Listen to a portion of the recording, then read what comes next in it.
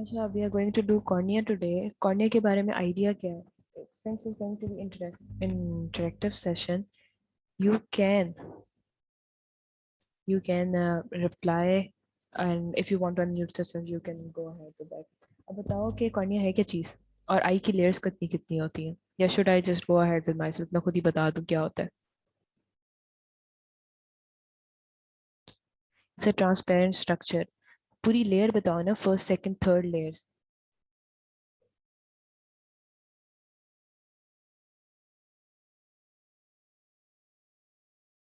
ये देखो, आई की जो लेयर्स होती है ना, वो थ्री लेयर्स होती हैं। एक हो गई फाइब्रस लेयर, ठीक हो गया। वेयर इज माय, एक हो गई आपकी फाइब्रस लेयर। एक second, its share, new share.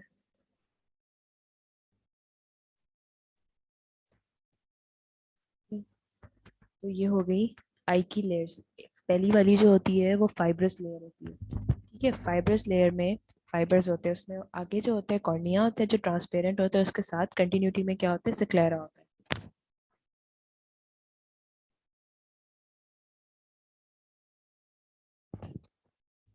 जहाँ पे कॉर्निया और सिक्लेरा ज्वाइन करते हैं वो लिम्बस होता है, ठीक है। ये हो गया सिक्लेरा। जहाँ पर कॉर्निया और सिक्लेरा ज्वाइन करते हैं वो लिम्बस होता है।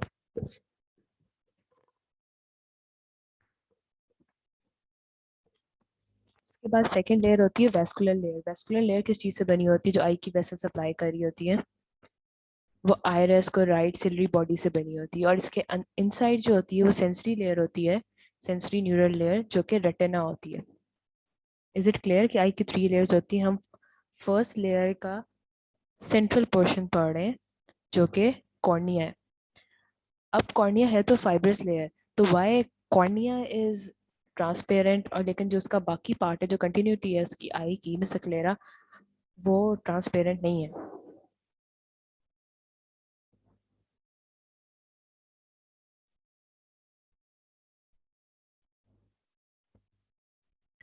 देखो, एक तो देखो कॉर्निया जो होता है ना, वो पीपल को ट्रांसपेरेंट लेयर होती है और वो पीपल को कवर कर रही होती है।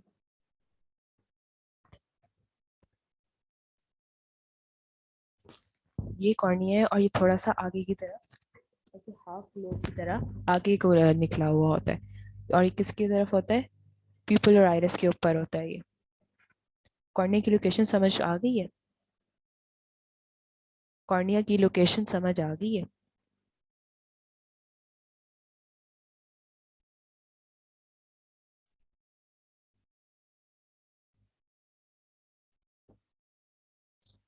उसके बाद डेफिनेशन में कॉर्निया जो होता है राउंड कन्वेक्स होता है, ट्रांसपेरेंट होता है, और it just forms 1/6 of the outer fibrous coat. तो जो आई की फर्स्ट लेयर है फाइब्रस लेयर, तो उसका फिफ्थ सिक्स पोर्शन क्या चीज बना रही है?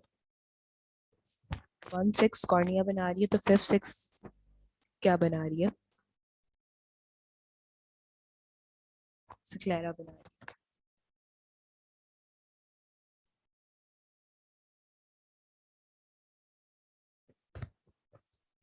कॉर्निया आई की कौन सी वाली लेयर में है? आउटर वाली लेयर में, फाइब्रस लेयर में। उसके बाद कौन सी लेयर आती है? Vascular layer. उसके अंदर क्या आती है?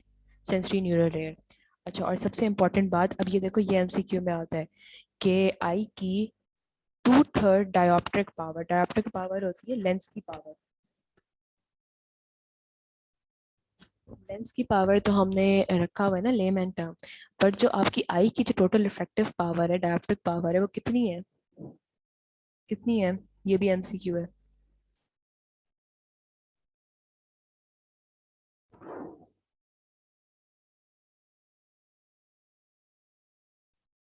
आई की 43 है। No, it's wrong. हाँ, तो दोबारा ट्राई करो। आई की 59 होती है, लेकिन हम ना कैलकुलेशन के लिए ना आसान करने के लिए 60 कह देते हैं।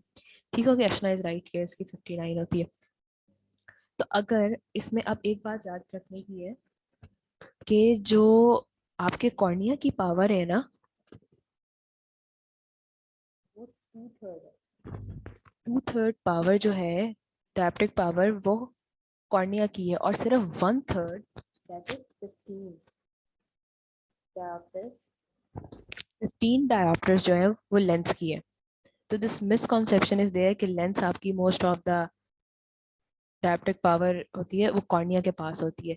तो इसीलिए जब हम रिफ्रैक्टिव सर्जरीज करते हैं, जो नई लेसिक आई हुई है, फेम्टो लेजर आई हुई है, तो हम वो किस स्ट्रक्चर पे करते हैं? वो हम किस स्ट्रक्चर पे करते हैं? कॉर्निया पे करते हैं। कॉर्निया पे इसलिए करते हैं क्योंकि कॉर्निया के पास क्या चीज़ है? रिफ्रैक्टिव एरर्स की जो सर्जरीज आई हुई, जो मायोपिया की सर्जरीज हैं, जो हमने की हुई है फेम्टो रिफ्रैक्टिव एरर्स के लिए, फेम्टो, लेसिक, स्माइल, उस पे हम किस स्ट्रक्चर पे करते हैं, लेजर लगाते हैं या सर्जरी करते हैं?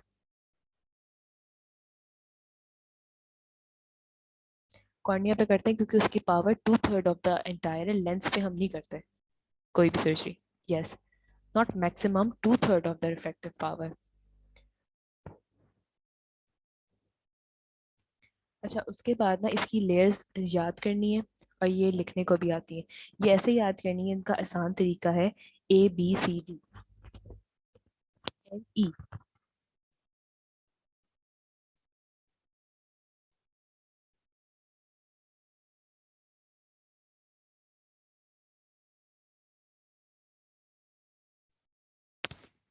अच्छा, ABCD, A फॉर एपिथेलियम, ठीक हो गया, B for Bowman membrane, C for connective tissue. लेकिन हम जो कॉर्निया का कनेक्टिव टिश्यू होता है उसको हम क्या बोलते हैं? स्ट्रोमा।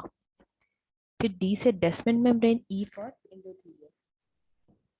अब जो आपकी फॉरेन बॉडीज होती हैं वो आगे भी जा सकती हैं, लेकिन मोस्टली फॉरेन बॉडीज सुपरफिशियल होती हैं, एपिथेलियम पे पड़ी होती है, और हम स्क्रैप करके उनको निकाल देते हैं, जिसको लोग जो ओपीडीज में आते हैं कि हमारी आंख में कचरा चला गया। ये देखो, इसमें स्ट्रक्चर में एपिथेलियम जो है वो नॉन क्रेटेनाइज, ये भी एमसीक्यू है कि कॉर्निया का कौन सा वाला जो होता है एपिथेलियम होता है, इट्स नॉन क्रेटेनाइज। अगर क्रेटेनाइज स्क्वेमस होता तो फिर कौन सा वाला स्ट्रक्चर बन जाता?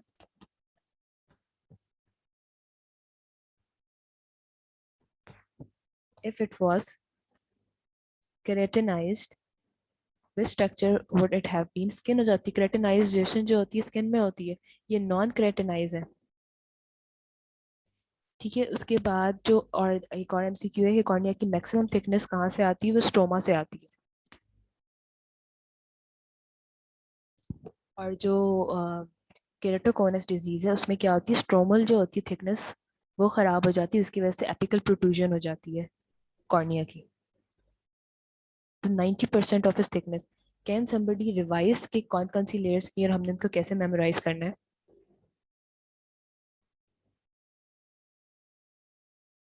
ABCDE: A for epithelium, B for Bowman, C for connective tissue, D for Descemet, E for endothelium। ठीक हो गया? These layers are clear, their names are clear। अच्छा, कॉर्निया का एक और रीजन भी है, वो ट्रांसपेरेंट है क्योंकि उससे ब्लड सप्लाई नहीं आती। Cornea does not have blood supply. तो कॉर्निया को, अगर कॉर्निया की ब्लड सप्लाई नहीं है तो कॉर्निया को फूड कहाँ से मिलेगा? दिस इज अनदर SEQ कि अगर cornea does not have blood supply तो कॉर्निया फूड कहाँ से ले रहा है? ग्लूकोज कहाँ से आ रही है? ऑक्सीजन कहाँ से आ रही है? कोराइड से कैसे आ रही? कोराइड नहीं दे रहा। अच्छा, अब ये ऑक्सीजन ले रहा है एटमॉस्फेयर से, ठीक है। एक्वस ह्यूमर से आ रहा है ग्लूकोज। एक्वस ह्यूमर इसको कहाँ से आ रहा है?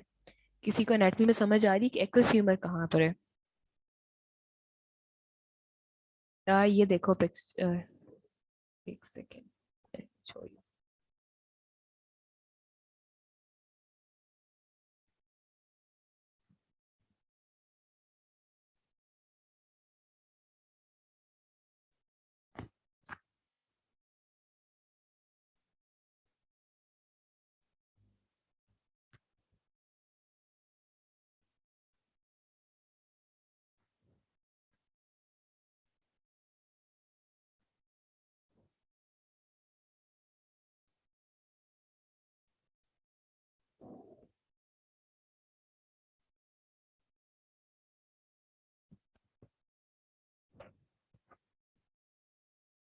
कॉर्निया और आइज के दरमियान में हाँ एक ह्यूमर होता है।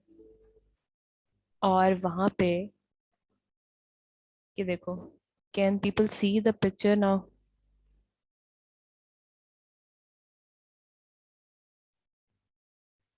देखो, ये आगे कॉर्निया पड़ा हुआ है, कॉर्निया के पीछे आयरिस पड़ा हुआ है।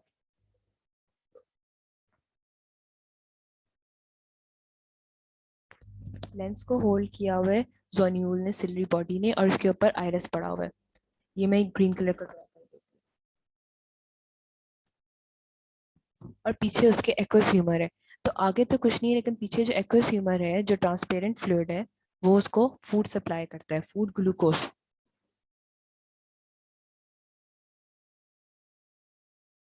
ठीक हो गया, वो उसको ग्लूकोज सप्लाई कर रहा है, एयर से ऑक्सीजन आ रही है।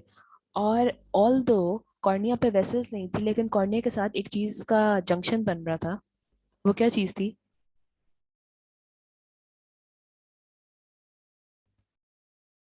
सक्लेरा, कॉर्निया सक्लेरा तो कंटिन्यूटी में था ना, दरमियान में एक चीज थी जो उनको लिम्बस पे ना ब्लड वेसल्स होती हैं, जो थोड़ी सी इसको भी सप्लाई कर देती हैं। ठीक हो गया। अब मुझे 3 मेथड्स बताओ in which cornea gets its food and nutrition. Air से ऑक्सीजन, एक्वस ह्यूमर से ग्लूकोज, और प्री लिम्बल ब्लड वेसल से भी कुछ ना कुछ मिल जाता है न्यूट्रिशन।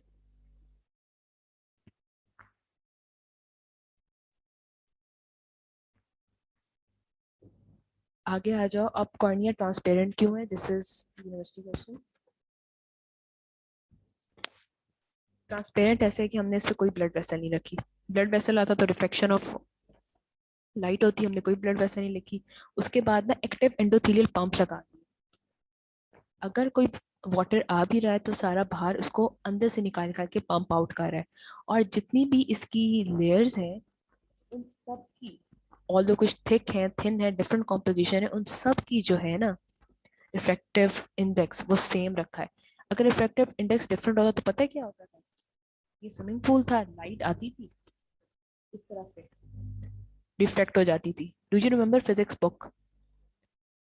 अगर सेम रिफ्रैक्टिव इंडेक्स नहीं होता तो लाइट आती थी अंदर से टुवर्ड्स लाइट और अवे फ्रॉम लाइट मूव कर जाती थी। तो इसलिए इसका यूनिफॉर्म रिफ्रैक्टिव इंडेक्स रखा गया। उसके बाद तीसरी चीज, स्टोमा में जो कोलेजन फाइबर है, थिकेस्ट लेयर ऑफ कॉर्निया क्या चीज है? ABCDE। Thickest layer of cornea क्या चीज है?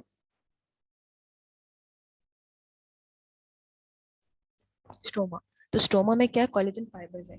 अभी कोलेजन फाइबर्स टेढ़े मेढ़े रखे हो सकते हैं, या लेटेस अरेंजमेंट हो सकती है, लेकिन ये क्या किए हुए हैं, बिल्कुल यूनिफॉर्म स्पेसिंग के साथ, तमीज के साथ रखे हुए हैं। जब भी कॉर्नियल इंजरी होगी, बैक्टीरिया आएगा, तो इनकी स्पेसिंग और इनकी जो फॉर्मेशन है सारी, जो इनकी यूनिफॉर्म स्पेसिंग है, वो वैसी नहीं रहती, and it gets all disrupted. जब डिसरप्ट हो जाती है तो उसके बाद क्या होगा? अगर डिसरप्ट हो जाती है उसके बाद क्या होगा? Yes yes, 90% stoma. अगर डिसरप्ट हो जाती है तो फिर क्या होता है? अगर आपको चोट लगती है और आपके स्टोमा, सपोज आपको फिंगर नेल ट्रॉमा होता है, नाखून आपका किसी ने मार दिया और वो स्टोमा तक चला गया, तो उससे क्या होगा? आपकी जो यूनिफॉर्म स्पेसिंग है वो सारी खराब हो गई। ठीक है, यूनिफॉर्म स्पेसिंग सारी खराब हो गई, तो वो कॉर्निया ट्रांसपेरेंट रहेगा? यस, स्कार बन जाएगा, वो ट्रांसपेरेंट ही रहेगा उसकी सारी। अच्छा, ये कुछ टर्मिनोलॉजीज हैं, you have to memorize them as it is. Keratitis होता है कॉर्निया की इन्फ्लेमेशन। ठीक हो गया। कैरेटाइटिस इज कॉर्निया की इन्फ्लेमेशन। और कॉर्नियल अल्सर होता है कि बेसिकली एक्सकवेशन। एक्सकवेशन का मतलब होता है अंदर खुदाई होगी कॉर्नियल सरफेस पे, और उसमें से क्या हुआ, इन्फ्लेमेटरी सेल्स और नेक्रोसिस से चीजें बाहर निकल गई हैं।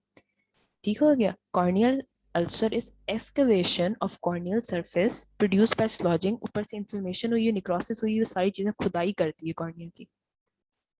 और हाइपोपियन इज वेरी इंपॉर्टेंट, ये आपने इसकी डेफिनेशन भी मेमोराइज कर ली। हाइपोपियन बेसिकली क्या होता है कि जब कॉर्निया को चोट लगती है ना, तो पीछे इंटीरियर चैम्बर में क्या हो जाता है, पस आ जाती है। पस में क्या आता है, WBC आता है। ये देखो व्हाइट कलर का हाइपोपियन नजर आ रहा है।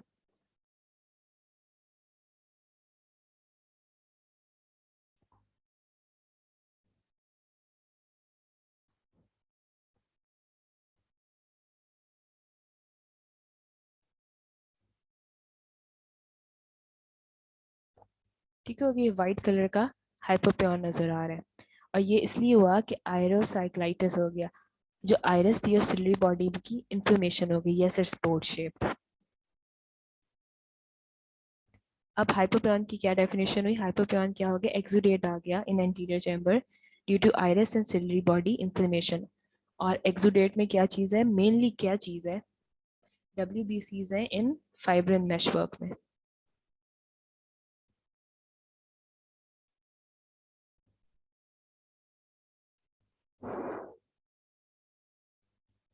अब केराटाइटिस के मेजर फीचर्स क्या होते हैं?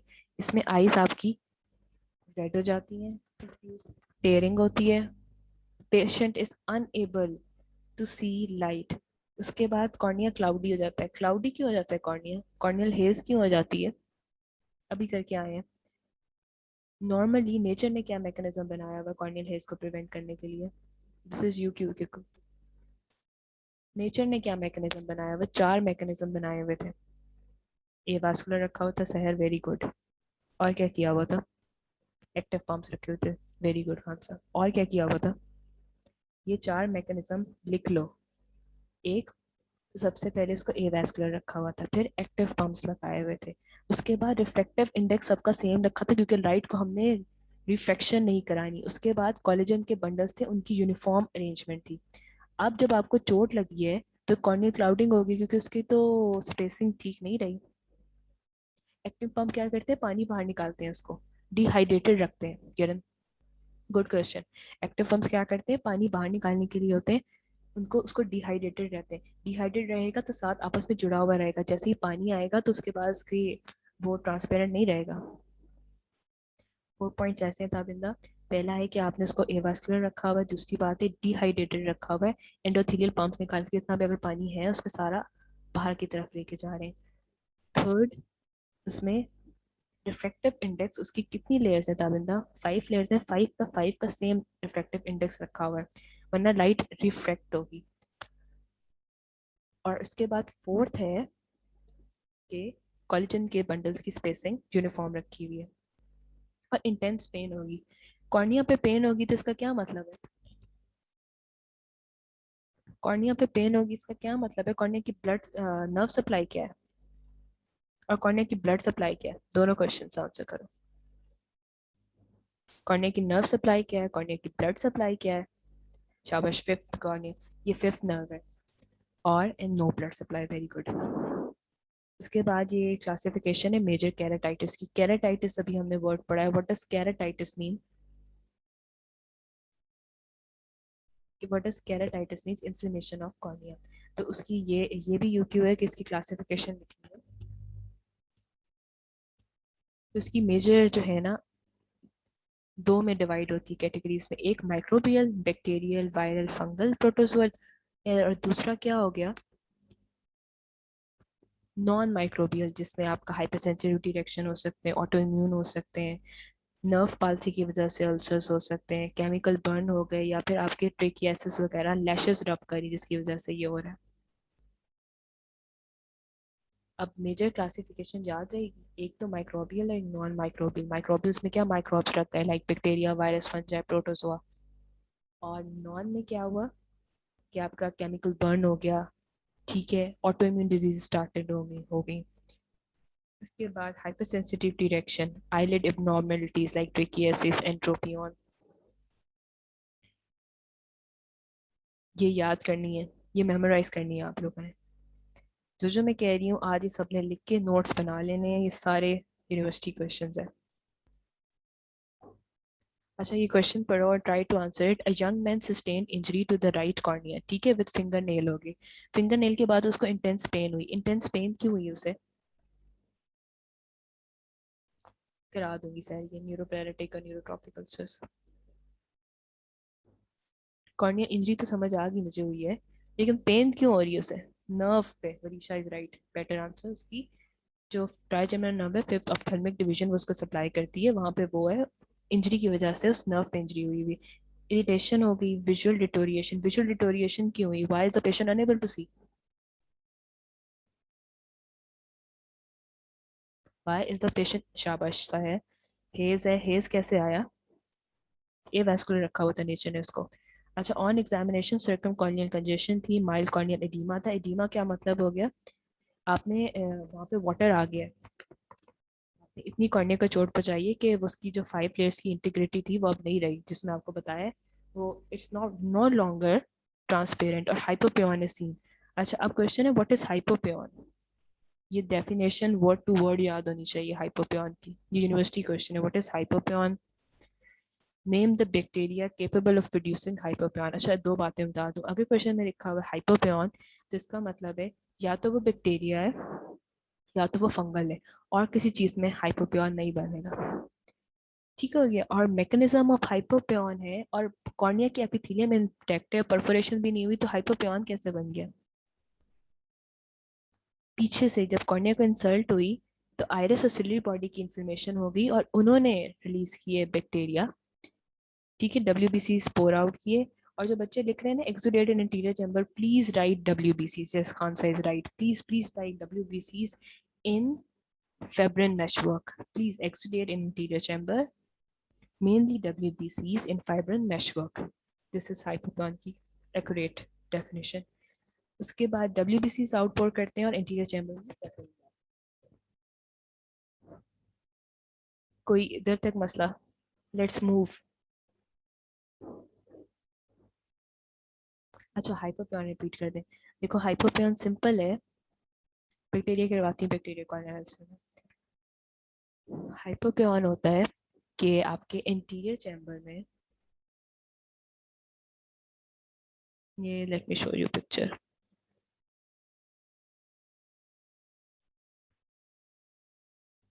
मैंने कहा था जतोई खोल के बैठना सबने, it's not even a question के जो कह रहे हैं हमने कुछ और करना है। देखो ये पिक्चर देखो, इसमें इंटीरियर चैम्बर फॉर्म कैसे होता है। इंटीरियर चैम्बर फॉर्म होता है कॉर्निया से आइरिस तक। यहाँ पे आपके क्या आ गए, जब आइरिस और सिलरी बॉडी की इंसर्ट हुई, इंफॉर्मेशन हुई, तो क्या हो गया, उन्होंने क्या किए WBC रिलीज कर दिए। ठीक है, वो आ गए पीछे, वही नजर आ रहे होते हैं आगे की तरफ बोर्ड शेप में। Yes, between cornea and iris, तो वह इंटीरियर चैम्बर होता है। अब आपको नजर आ रहे हैं WBCs विद फाइब्रिन मेशवर्क, तो वो क्या हो गया, एक्सुडेट इन इंटीरियर चैम्बर। और रीजन क्या होती है इसकी हाइपोपियन फॉर्म होने की, हाइपोपियन फॉर्म होने की रीजन क्या होती है।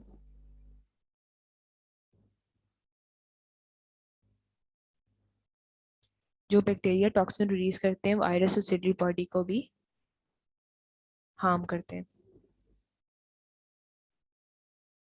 अच्छा, अभी मैंने बताया कि जो हाइपोपियन है वो सिर्फ दो में फॉर्म होता है, दो अल्सर्स में। आज हम करेंगे बैक्टीरियल, वायरल, एंथीपा एंड फंगल। हाइपोपियन कौन से वाले दो में फॉर्म होता है। हाँ हाँ, मैं लिखवा रही हूँ शायद। तो मैं आपको जो बात मेजर कैटेगरी बैक्टीरियल और फंगल में, वायरल गलत, जो कह रहा है वायरल में हाइपोपियन बनेगा उसके 0 मार्क्स आएंगे। अच्छा, सपोज अगर वो आपको MCQ में सारी सिचुएशन लिखते हैं कि एक बच्चा आता है आपके पास 5 साल का, उसके क्या हुआ, वो कहता है कि मुझे ना नाखून लगा था भाई में खेलते खेलते, सारे आपने कैरेटाइटिस आइडेंटिफाई कर ली, साथ उन्होंने लिख दिया हाइपोपियन। आगे वो आपको कैटेगरी दे देते हैं कि was it hyper sensitivity keratitis, was it fungal keratitis, viral keratitis, तो आप क्या चूज करोगे, सपोज इन 3 ऑप्शन से चूज करना है तो।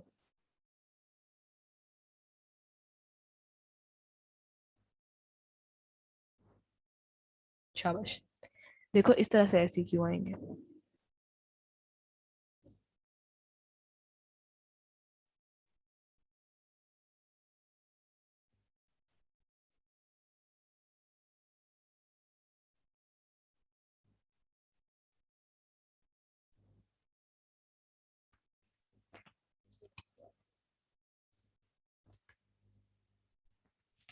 नहीं नूर, आई वॉज नॉट स्पीकिंग। तो अब आपको समझ आइए कि ट्रॉमा हुआ उसके बाद उसने हाइपोपियन दिया, तो it can not be hyper sensitivity, it can not be anything, it was definitely definitely bacterial और फंगल इन नेचर। अब देखो, अब लिखा हुआ है बैक्टीरियल कॉर्नियल अल्सर। अल्सर की क्या डेफिनेशन थी, what is corneal ulcer. What is corneal ulcer?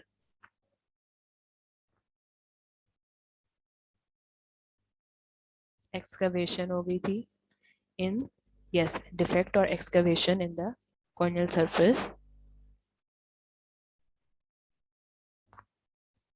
अब यहाँ पे जो एक्सकवेशन हुई है उसकी कॉज क्या है? Simple bacteria, bacterial corneal ulcer.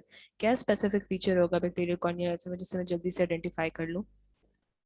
अभी हमने किया है एक तो शाबाश, वेरी गुड, ये स्टेन वाला जो भी है स्टूडेंट, वेरी गुड। हाइपोपियन होगा तब इंदा नी का, वेरी गुड।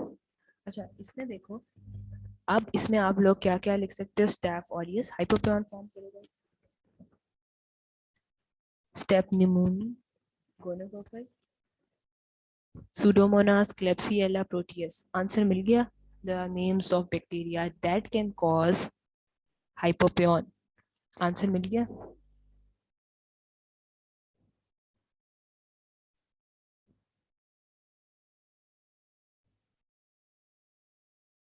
उसके बाद क्लिनिकल फीचर्स क्या होंगे? पेन होगी, सेम वही फीचर्स होंगे, pain, blur vision, lacrimation, photophobia, redness, haloes.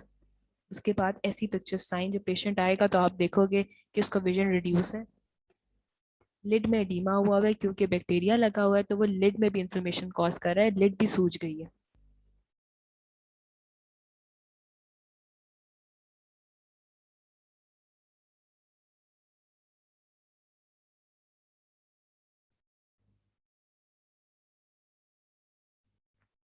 उसके बाद कंजक्टाइवा इज रेड, ठीक है, साथ ही कंजक्टाइवा में भी बैक्टीरिया, और लिम्बस पे कंजेशन हो जाएगी सारी की सारी, सिलरी कंजेशन नजर आएगी। कॉर्नियल स्टेन में क्या नजर आएगा?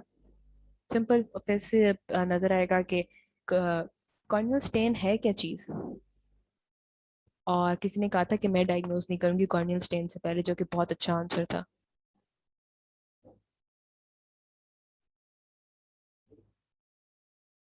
फ्लोरेसेंस डाई, और भी बहुत सारे डाइज हैं, रोज बंगाल डाई है, जेसमीन डाई है। अच्छा, एक इसका सबसे बड़ा फीचर, एक तो मैंने आप लोगों को बता दी हाइपोपियन, और दूसरा द इंटेलिजेंट स्टूडेंट सेड कि मैं नहीं डायग्नोज करूंगी without staining. She was very intelligent. उसके बाद आईओपी क्यों रेज हो गया है? अभी मैकेनिज्म करके आ रहे हैं, आईओपी क्यों रेज हुआ है? IOP is intraocular pressure. कोई गेस कर सकता है? हाँ हाँ, पहुंच गए बट नॉट एग्जैक्टली। सही बात है, ये खानसा कह रही है कि एक्सुडेट पड़ा हुआ है वहां पे, तो ऑब्वियसली यस, एक्यूज ह्यूमर में ज्यादा प्रेशर, ज्यादा चीजें आ गई ना। अब वहां पे पास डब्ल्यू फाइब्रिन चीजें घुसा दी हैं, तो जाहिर बात है ट्रेबिकुलर मेशवा को सारी फाइब्रिन ब्लॉक करेगा, प्रेशर आ गया, यस, प्रेशर आ गया, वेरी गुड। अब ये है ऑस्पी में आता है, ये पिक्चर है फ्लोरेसेंट स्टेन की। Just give me a second, मैं आपको दिखाती हूँ हम लोगों ने कैसे किया था ये।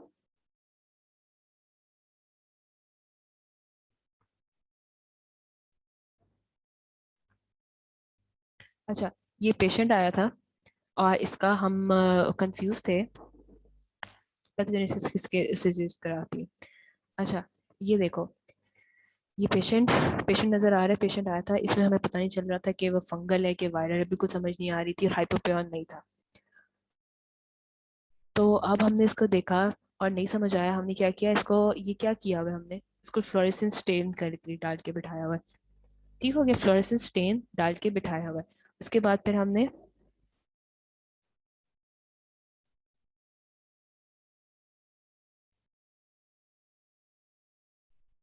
जब उसको व्यू किया, जब हमने उसको व्यू किया तो उसके बाद ब्लू लाइट में उसको देखते हैं, जब फ्लोरेसेंस स्टेन करते हैं 1-2 मिनट के लिए, फिर ब्लू लाइट में देखते हैं तो ग्रीन कलर का नजर आता है, और उन शेप से आइडेंटिफाई करना होता है, ये शेप कैरेक्टरिस्टिक्स होती है। It's not Schirmer strip, test strip, वो ड्राई आई में भी यूज करते हैं। ये देखो, अब ये यहाँ पे क्या हुआ, अभी ऑस्पी में आता है, ये ऑस्पी क्वेश्चन है and try to solve it. सब आंसर्स लिख के भेजो, I want 17 people writing answers.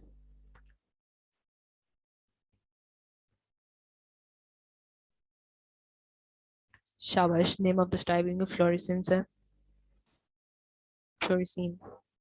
Purpose क्या है इसका?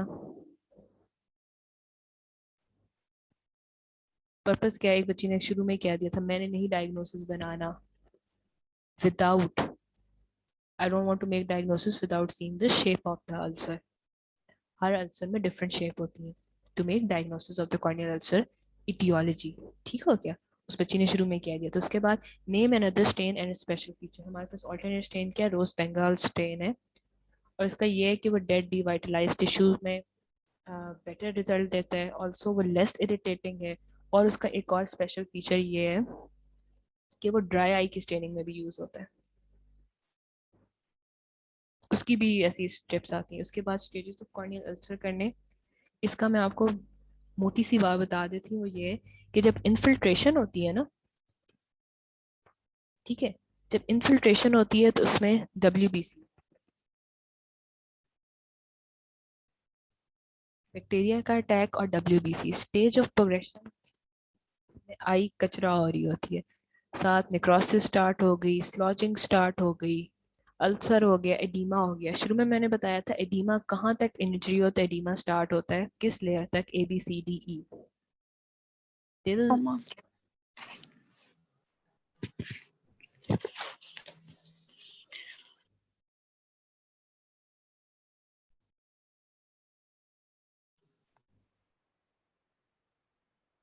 बताएं किस लेयर तक, शाबाश, स्ट्रोमा तक। ठीक हो गया, स्ट्रोमा तक इंजरी हो तो it starts giving oedematous appearance. उसके बाद स्टेज ऑफ रिग्रेशन में क्या होता है, खुद ही रिजॉल्व हो जाता है, बॉडी खुद ही फाइट कर लेती है। Yes, active stage and progressive stage are the same things. उसके बाद क्या होता है, स्मूथ हो जाता है, बॉडी खुद ही फाइट कर लेती है। उसके बाद क्या होता है, सिकाट्रिशियल में क्या मतलब होता है, फाइब्रोसिस स्टार्ट हो जाती है, बॉडी खुद ही फाइट करके स्मूथ कर लेती है रिग्रेस। तो उसके बाद क्या करती है, वो जो खड्डा बन गया था ना, देखो अब इसमें साफ साफ नजर आ रहा है कि हम इसको अल्सर क्यों कहते थे, क्योंकि एस्केवेशन हुई हुई है, ऐसा लगता है somebody is digging your cornea।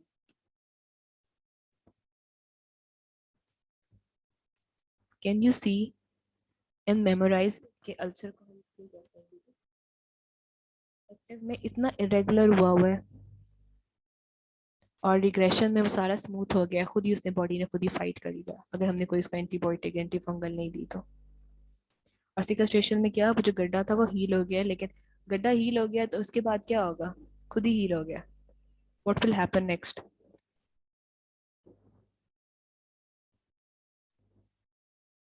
शाबाश, स्कायरिंग होगी तो उससे क्या होगा खान साहब, भाई जो 4 पॉइंट्स थे ना कि उसको ट्रांसपेरेंट रखा था वो नहीं रहेगा। अब जो नए केराटिनोसाइट्स करेंगे ना, opacity Sahar, very good, test answer, opacity हो जाएगी। अब वो नहीं रहा। अब देखो प्रोग्रेसिव स्टेज में, ये एक्टिव स्टेज इसको लिख लो, उसमें क्या हो जाएंगे, पोलीमॉर्फो न्यूक्लियोसाइड्स आएंगे, न्यूक्लियोसिस होगी, सॉशर शेप अल्सर बनेगा, एडीमा होगा। रिग्रेसिव में क्या होगा, वो खुद ही स्मूथ हो जाएगा, बॉडी ने फाइट कर लिया, ठीक हो गया। और हीलिंग स्टेज में क्या होगा, फॉर्मेशन ऑफ फाइब्रस टिश्यू, ठीक है, लेकिन ओपेसिटी रह जाएगी। और जो नई हीलिंग होगी वो इरेगुलर होगी, गंदी मंदी सी होगी, और वो जो उसका प्रॉपर यूनिफॉर्म स्पेसिंग थी, that will not be there anymore.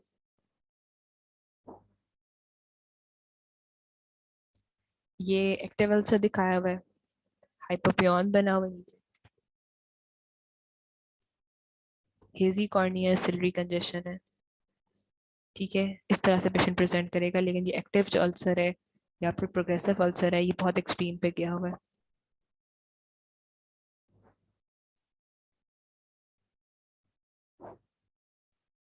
अच्छा, ये यहाँ पे क्या नजर आ रहा है और ये क्या हो रहा है,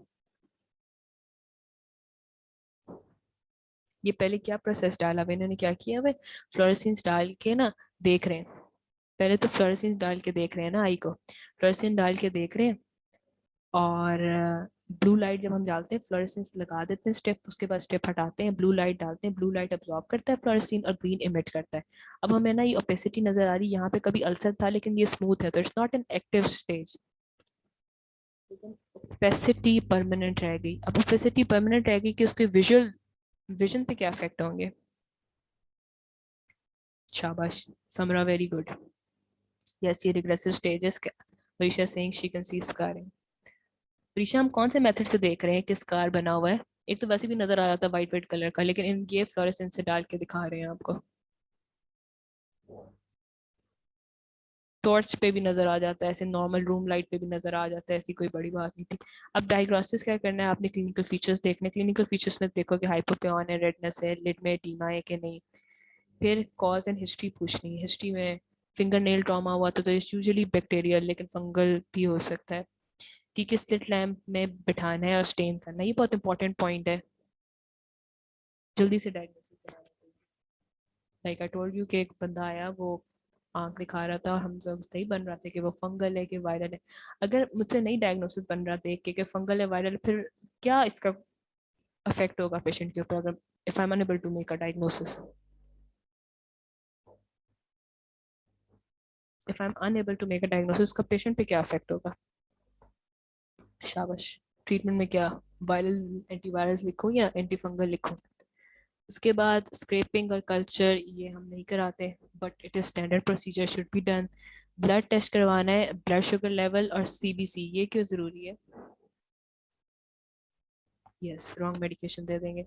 अच्छा, अब इसके बाद ब्लड शुगर लेवल कराना होता है, क्योंकि वो मोर प्रोन होते हैं, उनको कहना होता है कि आप शुगर कंट्रोल करें वरना आपका कोई नहीं हील होगा।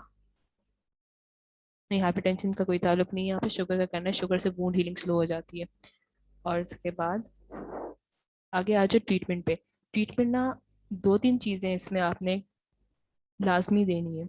एक तो एट्रोपिन इसमें देते हैं, spasm of ciliary, ciliary spasm करते हैं, क्योंकि सिलरी की स्पेजम ना करवाएं तो पेन हो रही है, और पेन हो रही है, पेन को रोकने के लिए एनाल्जेसिक्स देने। इन्फेक्शन कंट्रोल करने के लिए आपको आइडेंटिफाई करना पड़ेगा एजेंट कौन सा है, एंटीवायरल है, एंटी फंगल है।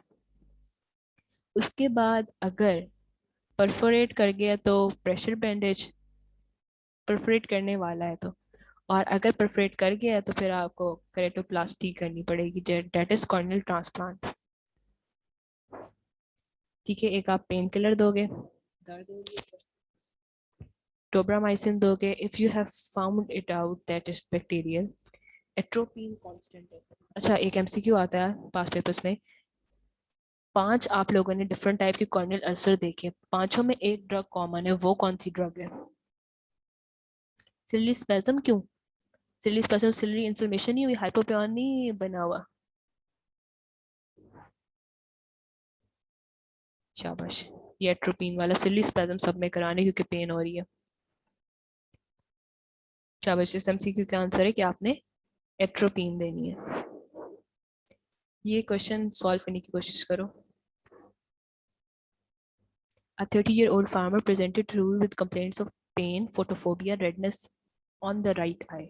On slit lamp biomicroscope examination, central corneal ulcer with hypopyon. अब hypopyon है तो कौन सी दो causative agent हो सकते हैं। Fungal keratitis, very good Varisha. And bacterial, I am not sure कौन सा वाला है, फंगल और बैक्टीरियल। ठीक हो गया। उसके बाद 2 प्रिंसिपल ऑफ मैनेजमेंट, एक आपने पेन को ट्रीट करना है, और दूसरा आपने क्या चीज ट्रीट करनी है, जो उसकी पॉजिटिव एजेंट है ना, उसको आइडेंटिफाई करके उसको चुप कराना है कि वो बैक्टीरियल है। Ashna, yes it could be fungal but I am not sure, मैंने कोई इन्वेस्टिगेशन तो नहीं कराई, तो अभी मैं हाइपोप्लान की बेस पे। यस, एट्रोपिन एमसीक्यू, उसका आंसर एट्रोपिन ही है। और 5 ट्रीटमेंट ऑप्शन, अब सपोज ये पेशेंट आया है, तो इसकी 5 ट्रीटमेंट ऑप्शन क्या होंगी।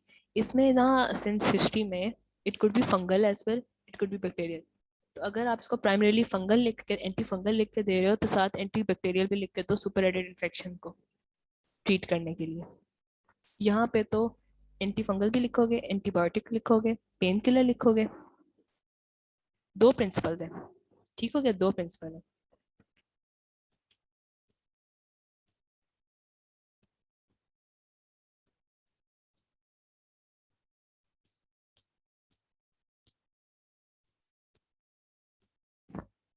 Pen relief and infection control, दो प्रिंसिपल आ गए, समझ आ गए, इसी बेस पे ट्रीटमेंट करनी है। Pain relief and infection control. Yes, शाबाश, Ashna is writing right answers. Anti fungals दोगे, एंटीबायोटिक्स दोगे, एट्रोपिन दोगे, और शी फॉरगॉट कि मैंने पेन रिलीफ भी करानी है, ओरल एनसेड्स दोगे। ठीक हो गया।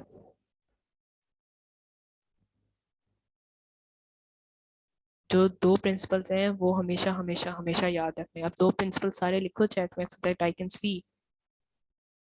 यस, लेटर ऑन अगर अशना केराटोप्लास्टी तब करेंगे जब उसको परफोरेट करके, प्रेशर बैंडेज तब करेंगे अगर आपको लगता है कि परफोरेट करने वाला, जल्दी से pressure bandage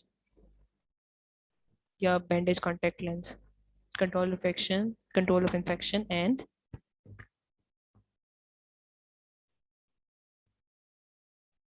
relief of pain. Very good. अच्छा, अब फंगल केराटाइटिस की एक बात तो आपको पता है, व्हाट इज दैट? एक क्लिनिकल फीचर तो आप जल्दी से आइडेंटिफाई कर सकते हो, और एक हिस्ट्री पॉइंट भी पता है। जब फंगल केराटाइटिस यूजुअली ना ये बार्स से जो ट्री की ब्रांचेस होती है ना वो आंख में लगती हैं, उससे होता है। और और क्या होता है इसमें, फार्मर्स के साथ आते हैं एग्रीकल्चर में, वेजिटेटिव मैटर के साथ। अब इसकी इटियोलॉजी फंगल। अच्छा मेरी बात सुनो, अगर आपको सब पे लिखा हुआ है कि a person presented you with keratitis and he is having hyperpion, write four causative agent, तो उसमें आप क्या लिखोगे? फोर causative agent पूछ रहा है वो आपसे। यस, गार्डनर्स में वेजिटेटिव मैटर में फोर causative agents, तो इसमें इनके नाम लिखो ना। अभी मैंने आपको 7 बैक्टीरिया के नाम बताए, but nobody can recall a single bacteria। Broad दो हेडिंग बनाओगे, बैक्टीरियल फंगल, आगे दो तीन बैक्टीरिया के नाम लिखो और दो तीन फंगाई के नाम लिखो। Is it clear?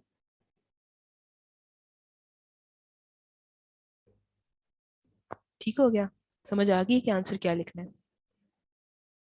अच्छा, अब रिस्क फैक्टर्स हैं जो सबको ऑलरेडी पता थे, इसलिए हिस्ट्री लेना important. Agriculture matter, topical steroids, जब आपकी इम्यूनिटी लो हो जाती है तो you get attack by fungus and virus.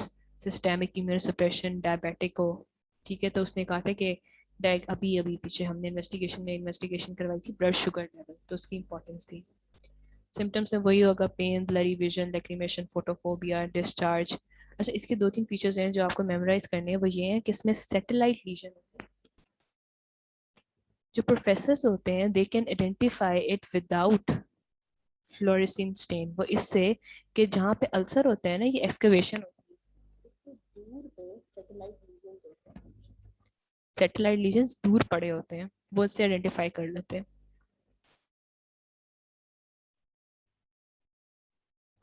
हाँ, सुपर एडिड बैक्टीरियल इन्फेक्शन भी हो सकती है किरण, गुड पॉइंट। क्योंकि यूजुअली इम्यूनोसप्रेसिव स्टेट्स में होता है तो उसके ऊपर सुपर एडिड बैक्टीरिया भी लग सकते हैं। हमेशा सेकेंडरी इन्फेक्शन को प्रिवेंट करने के लिए हम एंटीबायोटिक्स भी देना शुरू कर देते हैं। अच्छा, कम टू द पॉइंट कि सैटेलाइट लीजन्स जो होते हैं वो मेन अल्सर से दूर पड़े होते हैं, इसमें हाइपोपियन होगा और फेदर लाइक एजेस होंगे। फेदर लाइक एजेस कैसे नजर आएंगे? मैं कैसे देखूं फेदर लाइक एजेस? ठीक है, उसने मुझे कहा है मैं फार्मर हूँ, मुझे लकड़ी लगी है, but I am not sure, I am not sure. और सैटेलाइट लीजन्स इतने माइनर होते हैं, मैं स्टिल टाइम पे आइडेंटिफाई नहीं कर सक रही। मेरा एक्सपीरियंस कम है, मैं क्या करूँ? शाबाश, हाँ साइज राइट। स्टेन करके देखूँ, स्टेन करने पे मुझे क्या शेप मिलेगी? स्टेन करने पे मैं क्या देखूँ फिर? सैटेलाइट लीजन होता है जो मेन आपका अल्सर पड़ा हुआ है उसके दूर जाके, जैसे सैटेलाइट होती है ना, ये देखो, मेन मेन जो अल्सर पड़ा हुआ है वो ऑरेंज कलर का है, दूर दूर जाके ना सैटेलाइट लीजन्स बने हुए हैं। सैटेलाइट लीजन्स दूर जाके बने हुए हैं मेजर से।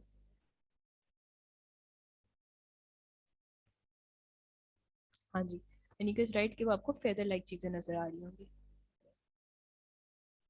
ये देखो, सैटेलाइट लीजन्स इसके अच्छे बने हुए हैं, लेकिन मैंने जो पेशेंट में देखे थे उसको फंगल केराटाइटिस था, उसमें I was unable to identify satellite lesions, और अनलेस वो फेदरी अपीयरेंस नहीं आई थी स्टेन पे, इट वाज वेरी डिफिकल्ट। ये हो गया आपका मेन कॉर्निया। सैटेलाइट लीजन देखो, एक ये पड़ा हुआ है, ये तीन सैटेलाइट लीजन नजर आ गए आपको? सैटेलाइट आसमान पे होती है, दूर होती है, तो इसलिए हमने इसका नाम रखा हुआ सैटेलाइट लीजन। सर समझ आ गई सैटेलाइट लीजन क्या होते हैं? सर से यस और no so that we can proceed.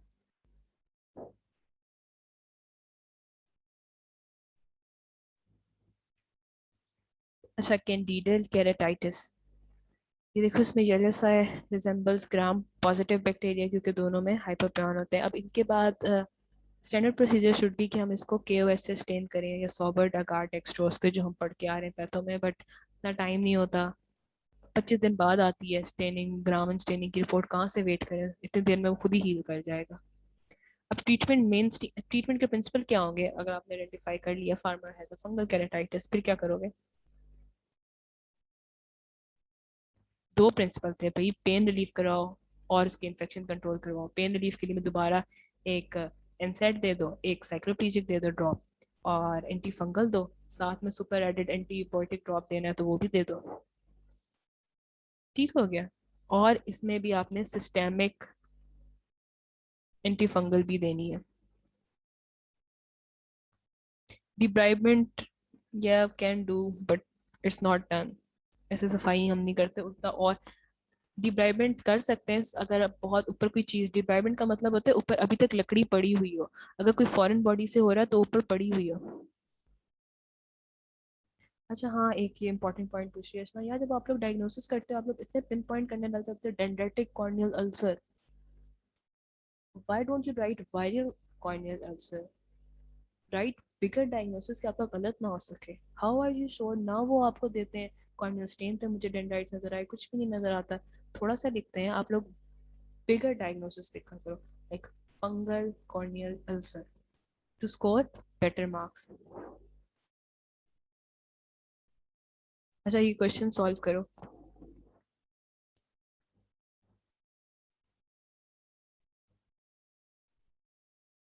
Treatment इसके साथ रिपीट करती हूँ नूरन।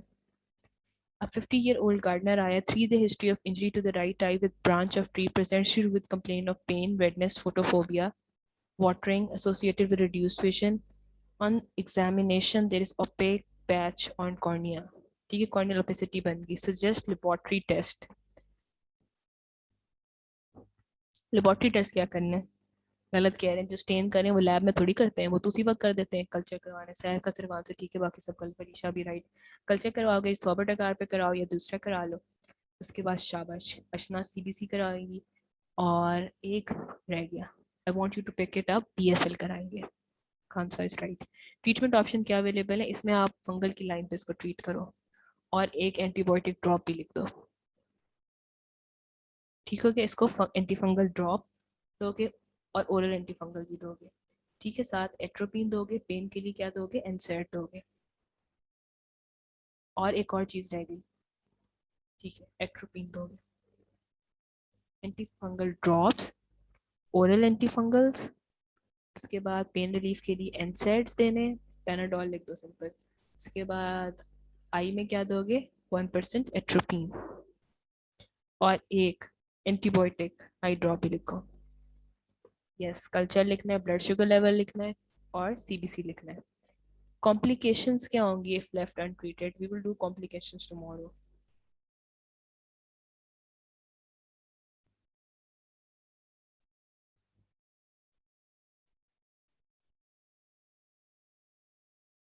Yes, corneal opacity is the biggest complication. अच्छा, अब आ गया एक्थेंथोबीबा केराटाइटिस। ये पोटेंशियली ब्लाइंडिंग है, और इसमें इतना कुछ नजर नहीं आता, ये क्लियर सा होता है। इसकी दो तीन बातें बताती हूँ। एक तो ये कैंथोबीबा में होता है, ये या तो कॉन्टेक्ट लेंस में होता है, ठीक है, ये गंदी सी चीज,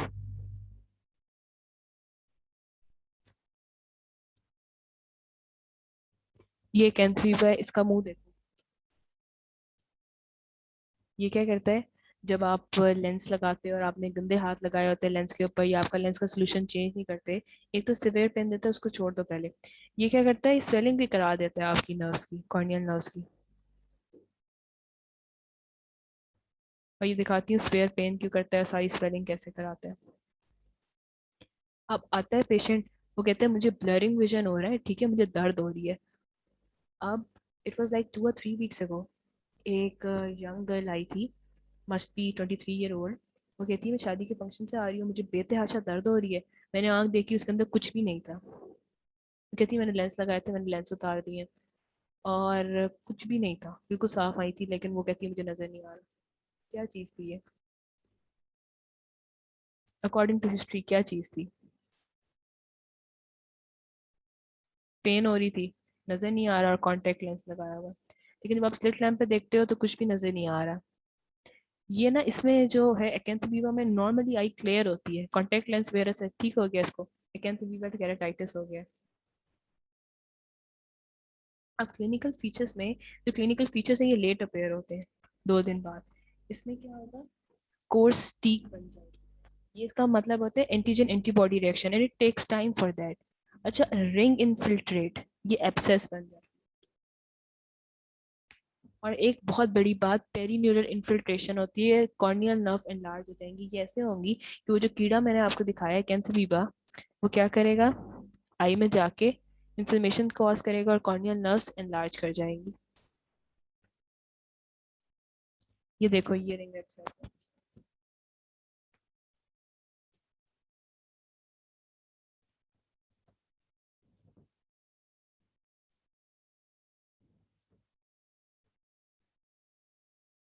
खैर, ये रिंग एब्सेस जो ग्रे कलर की बनी हुई है।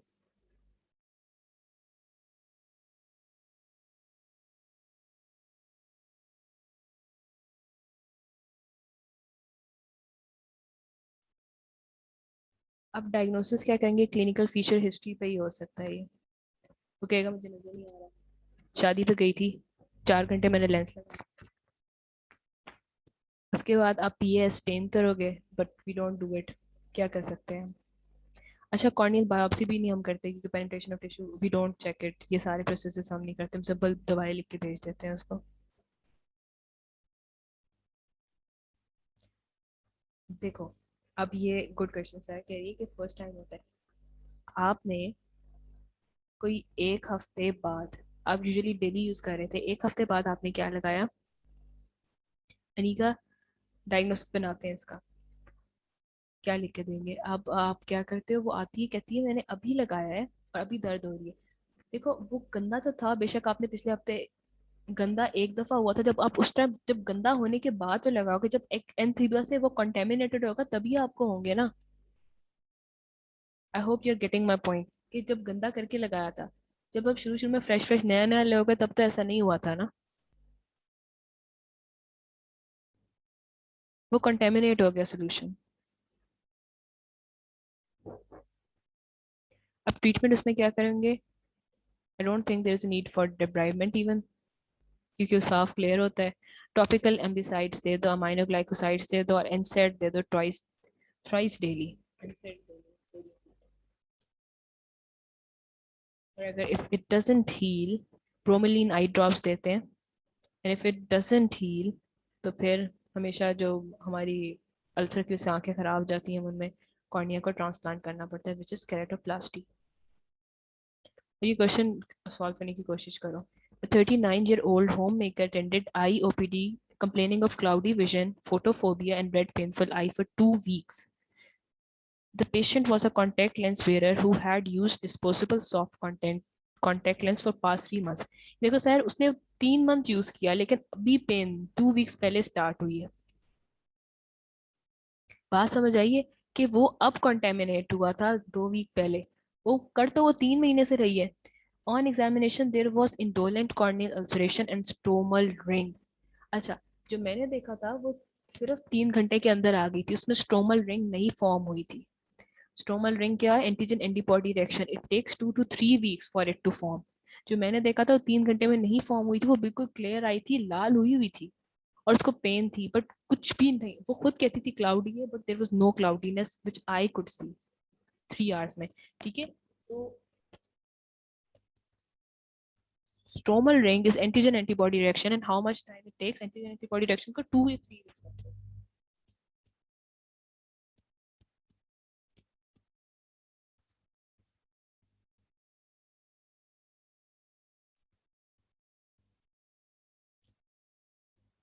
अच्छा, इसका डायग्नोसिस है कैंथोबीबा केराटाइटिस।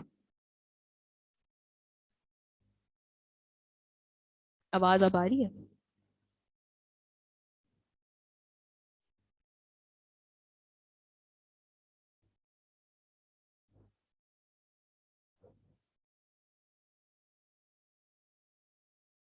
स्टेनिंग जो बताए थे, अच्छा स्टेनिंग जो बताए थे वो मैं बता देती हूँ बाद में दोबारा। अब आ गया हमारा वायरल केराटाइटिस। इसमें वायरस कौन कौन से होते हैं? HSV, herpes zoster, मीजल्स, मम, एडिनोवायरस कॉज करते हैं। अच्छा, इसके बाद I am telling you again and again, don't write dendritic ulcer, वलाना वलाना ulcer, write viral corneal ulcer. Bigger classification लिखो। डेंड्रिटिक इतना acute diagnosis, how are you even making those? जो मैंने पिछला सेशन भी दिया था उसमें बच्चे इतना एक्यूट डायग्नोसिस बना रहे होते हैं। It's not possible to make very acute diagnosis, आप बिगर बनाओ so that you will score full marks. तो अब ये हो गया, डेंड्रिटिक अल्सर जो है वो एक क्लास है वायरल अल्सर की। इसमें क्या होता है? ब्रांचिंग ट्री पैटर्न होती है, लेकिन आपको जब ब्रांचिंग ट्री पैटर्न लिखा भी आएगा तो आपने लिखना है इट्स वायरल कॉर्नियल अल्सर। आपने अशना सही कह रही, आप देखो अशना उसने बता दिया ब्रांचिंग या डेंड्रिटिक टाइप, तो आपने क्या लिखना है? Viral corneal ulcer most likely और could be dendritic in nature. Yes, viral keratitis लिखना है sir, very good. Bigger classification पे जाओ, छोटे वालों पे ना जाओ। It's very difficult to make. असल में जब आप पेशेंट देखते हो तब नहीं होता, तो आपसे 4 लाइनें पढ़ के कौन से डायग्नोसिस बन रहे हैं? अच्छा, अब डेंड्रिटिक में क्या होता है? ब्रांचिंग ट्री पैटर्न होता है। क्यों ब्रांचिंग ट्री पैटर्न होता है? क्योंकि वायरस अटैक्स नो।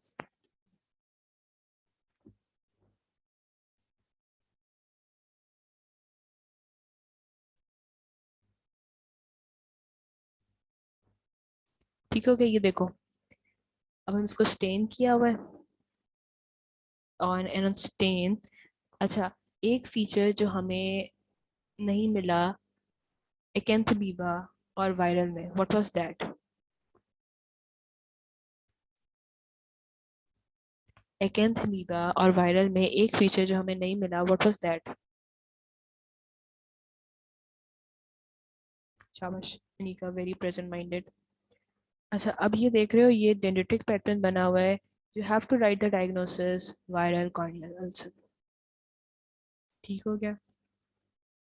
अगर किसी को आता है इससे भी ज्यादा तो they can write most Crawley of dendritic in nature as HSV causative agent, but be careful. ऐसे override करके गलत गलत mistakes, I don't want you to make mistakes. अच्छा, जोग्राफिकल पैटर्न भी देता है ये, साथ मैप लगा हुआ है so that you can remember कि दोनों कितने मिलते हैं। HSV1, HSV2। अब ये क्या करते हैं? वायरस चला जाता है ट्राइजेमिनल गैंग्लियन में, और फिर उसके बाद ये कॉर्नियल एपिथेलियल सेल्स डैमेज करता है। जब क्योंकि सिंस ट्रेवल इन नर्व्स तो उसकी ऐसे डेंड्रेटिक पैटर्न होती है। ठीक हो गया? फिर अगर उसकी डेंड्रेटिक पैटर्न होती है तो फिर वो ज्योग्राफिकल अल्सर्स कैसे बन जाते हैं? Can someone explain? ये देखो, आई में वायरस अटैक किया, it goes to trigeminal ganglion और वहाँ पे लेटेंट भी रह सकता है and it can get reactivated again. Reactivate कब होता है? जब आप इम्यूनोसप्रेसिव स्टेट में होते हो या स्टेरॉइड्स ले रहे होते हो।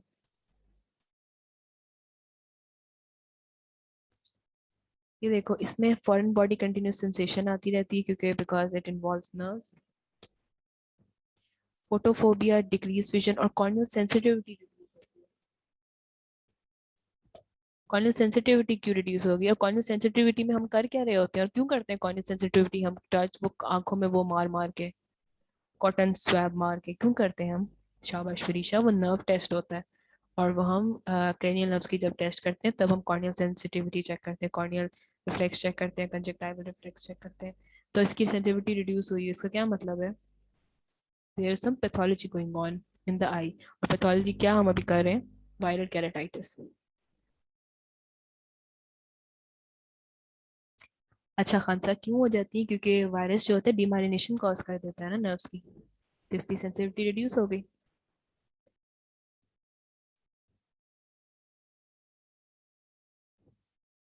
अच्छा, क्लिनिकल फीचर्स क्या हो गया? सिलरी कंजेशन होगी, सारा रेड रेड हो गया, कॉर्नियल सेंसिटिविटी रिड्यूस हो गई। और जब आपने स्टेन किया तो क्या क्या आपको पैटर्न्स मिल सकते हैं?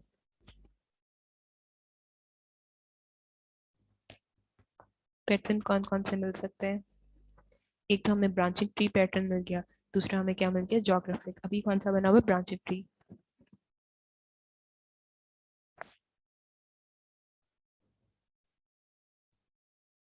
अच्छा, एक और मैंने आप लोगों को बात बतानी थी कि इट स्टार्ट्स के पहले थोड़ी थोड़ी जगह पे करते हैं, ठीक है? जैसे वो हम पिंस लगाते थे बोर्ड पे, सिर्फ पंक्टेट होता है।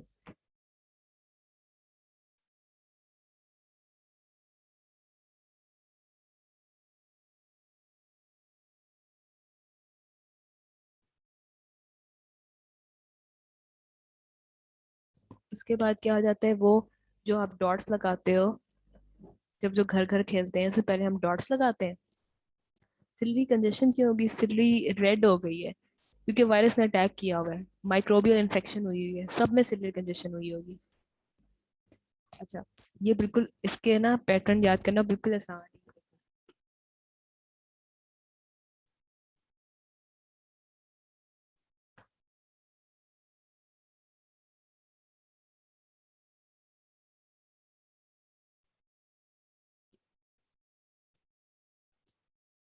ये पहले का क्या हो जाएंगे, थंबप्रिंट्स की तरह ही बनेंगे, उसके बाद डेंड्रिटिक अल्सर्स बन जाएंगे इसमें, ज्वाइन करते हैं जैसे घर बनाने में ज्वाइन करते हैं। उसके बाद ये कॉन्फ्लुएंट हो जाएंगे और फिर डिस्की फॉर्म केराटिटिस बन जाएगा।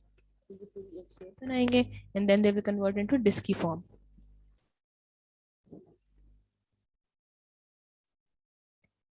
ये इस तरह से प्रोग्रेस करती है।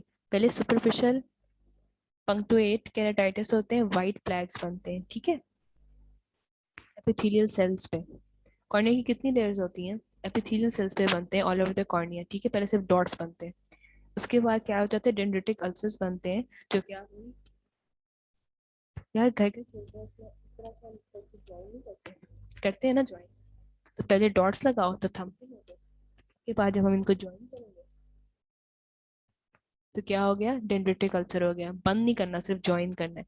जब इनको बंद करते हैं, जब पूरा घर बन जाएगा तो कॉन्फ्लुएंट होगा, उसके बाद डिस्की फॉर्म होगा जिसमें स्ट्रोमल डिस्क लाइक ओपेसिटी बन जाएगी। ये समझ आया किस तरह से याद करना है, superficial punctate, dendritic ulcers, confluent ulcers and disciform केराटिटिस।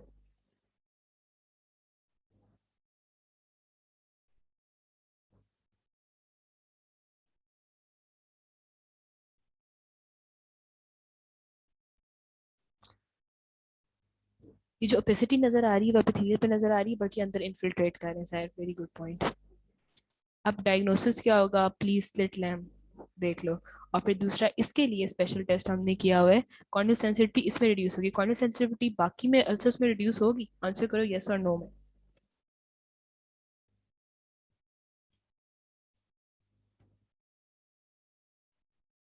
नहीं, दूसरों में कोई भी नहीं होगी। Very good. उनमें क्या जरूरत है। अब ट्रीटमेंट क्या होगा, सेम पेन रिलीफ। इसमें तो वैसे भी पेन कम होता है। पहले एसाइक्लोवीर ओरल भी दो, टॉपिकल भी दो, ठीक हो गया।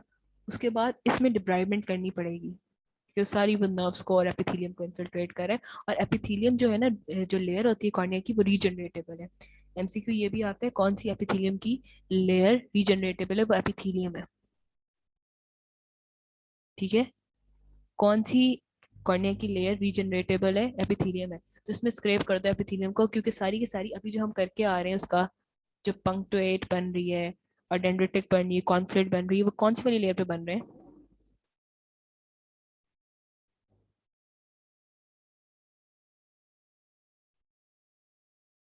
एपिथेलियम पे। उसको स्क्रैप कर दो।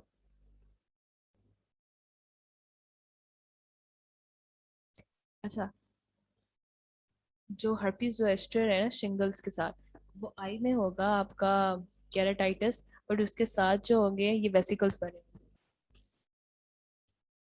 इससे आइडेंटिफाई हो जाएगा कि इसको एचएसवी हुआ हुआ है, मैक्यूलोपेपुलर रैश है। वो साथ ही साथ कॉर्निया को इन्वॉल्व कर लेंगे जब आपको इन्फेक्शन होगी। क्यों इन्वॉल्व करेंगे, क्योंकि इसकी सबसे मेजर बात यह है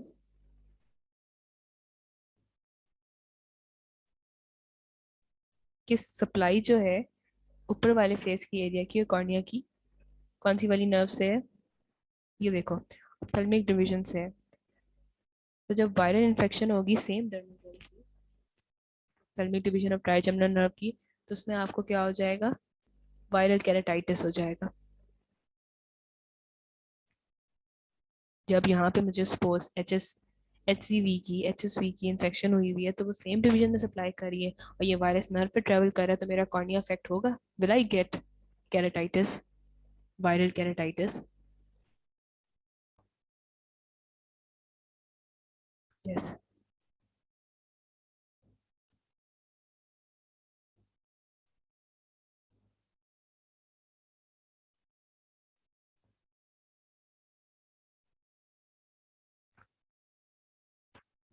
अब इसकी जो ऑकुलर लीजन होता है, it goes like superficial punctate, उसके बाद कोर्स सब एपिथेलियल, डेंड्रिटिक अल्सर्स, अलग अलग नॉन मोलर कैरेटाइटिस, और फिर डिस्क फॉर्म हो जाती है। ये देखो डिस्क कैसे फॉर्म हुई हुई है। और इसकी जो ऑकुलर लीजन्स होती हैं, जब ये वाली पूरी नर्व सप्लाई खराब हुई हुई है, तो कंजक्टाइवा भी इन्फ्लेम होगा, एपिसिक्लेरा भी इन्फ्लेम होगा, ग्लाकोमा भी होगा और यूवीआइटिस भी होगा। ठीक है, क्योंकि नीचे अंडरलाइन जो है वो नर्व की वजह से सब कुछ हो रहा है।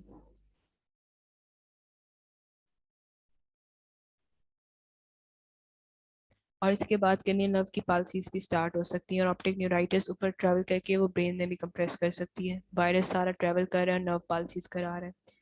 अब इसमें ओरल एंटीबायोटिक्स देनी है, एंटीवायरल्स देनी है, एसाइक्लोवीर हो गया, जेसिक्स, और सुपर एडेड एंटीबायोटिक्स भी दे दो, क्योंकि बंदा जो है ना वो स्क्रैच कर रहा है सारा फेस, मैक्युलर रैश, तो ऊपर से इन्फेक्शन भी हो जानी है। अच्छा, ये टेबल इंपॉर्टेंट है and we should do this.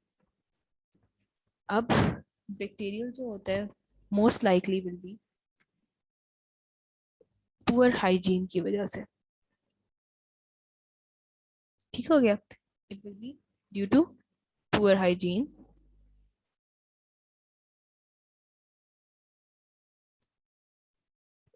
उसके बाद exposure to contaminated water, trauma, और सुपर इम्पोज इन्फेक्शन होगी, वायरल कैरेटाइटिस। क्लासिकल सिम्टम इसका हाइपोपियन है, और वो मोबाइल हो। अब हाइपोपियन तो फंगल में भी आएगा, बट उसका जो होता है ना थिक होता है, और वो इमोबाइल होता है।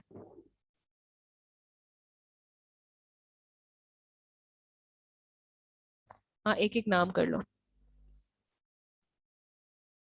उसके बाद वायरल्स क्या होगा, स्टेरॉइड्स में होगा लो इम्यूनिटी में, और वायरल में जो होगा वो रिलेटिवली मोर पेन होगी, because it's invading nerve.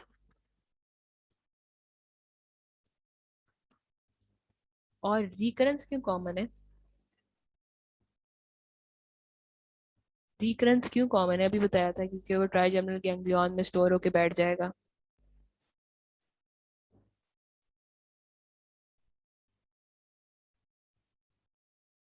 Yes. उसके बाद पैरासिटिक में कॉन्टेक्ट लेंस वेयर, और जो वाटर में एक्सपोज हुआ, इसमें पेन इतनी एबनॉर्मल है,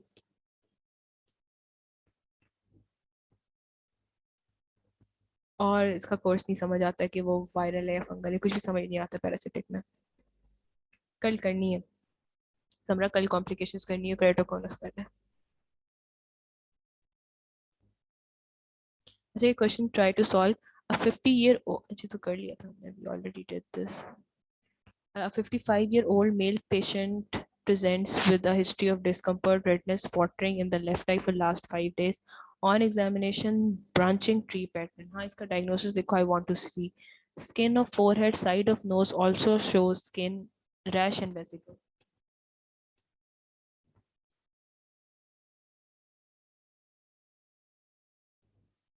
Viral keratitis, आगे ब्रैकेट में लिख दो।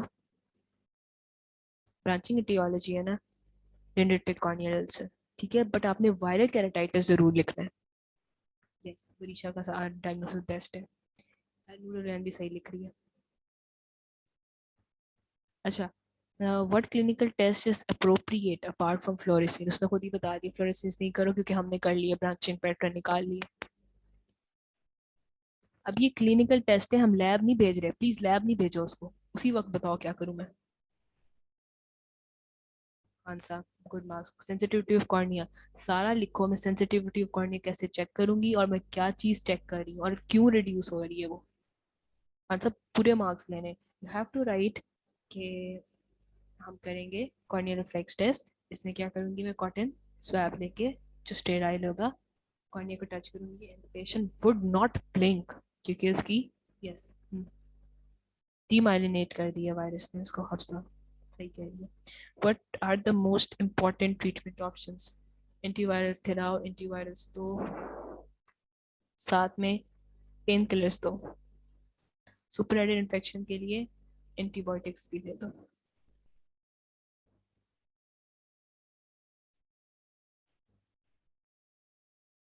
अच्छा, पहले जो है उसका लिखना है, बाद में एंड में लिखना है सुपर एडिट के लिए मैं एंटीबायोटिक्स दूंगी। हर जगह पहले पहले एंटीबायोटिक्स नहीं पहुंच जानी, अनलेस कि वो बैक्टीरियल वायरल अल्सर है। अच्छा, ये try to solve this one.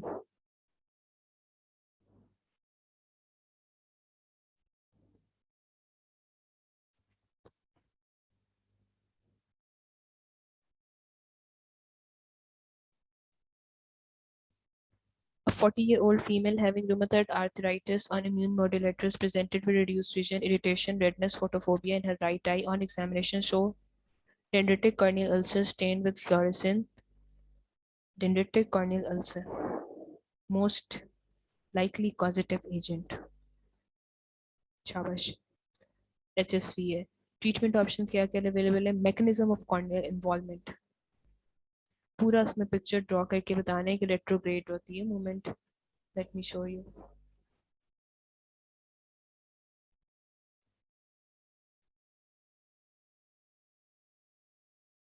ये देखो, HSV रेट्रोग्रेड ट्रांसपोर्ट करके क्या करता है, ट्राइजेमिनल गैंग्लिया में स्टोर हो जाता है और उससे, और इससे कॉम्प्लिकेशन भी बहुत ज़्यादा होती है, नर्व पाल्सीज भी स्टार्ट हो जाती है, कंजक्टाइवा भी इन्वॉल्व हो जाता है बिकॉज ऑफ नर्व। अच्छा, एक Anika is asking me to answer another question. Question two में, क्वेश्चन टू ये रिपीट करना था please, quickly.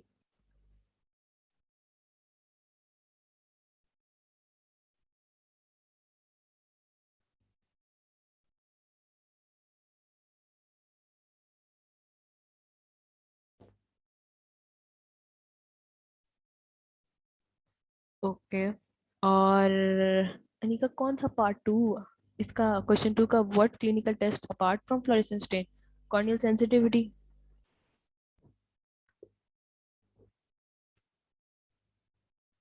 Corneal sensitivity test करना है, उसमें लिखना है कि मैं कौन सी क्रेन लव चेक करी और कैसे करूंगी। उसके बाद ये क्वेश्चन करो, 35-year-old laborer who recently had typhoid fever for 2 weeks starts complaining of pain, watering, redness, photophobia for the right eye. His vision in the right eye is 6/18, fluorescence stains show branching area. What is the diagnosis? Give a few DD and different morphological type of this ulcer.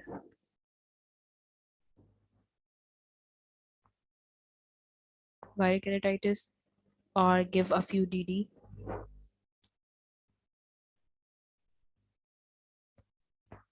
गलत कर रहे हो, DD में आप लिखोगे fungal keratitis, bacterial keratitis, गलत लिख रहे हो डीडी। यहाँ पे तो आपने लिख दिया वायरल केराटाइटिस। डीडी में आप लिखोगे could be fungal keratitis, could be super added bacterial keratitis. समझ आइए? और डिफरेंट मॉर्फोलॉजिकल फीचर कैसे होते हैं?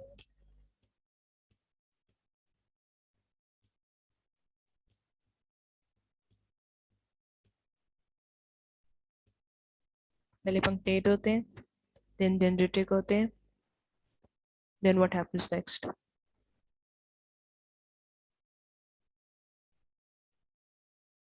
What happen next?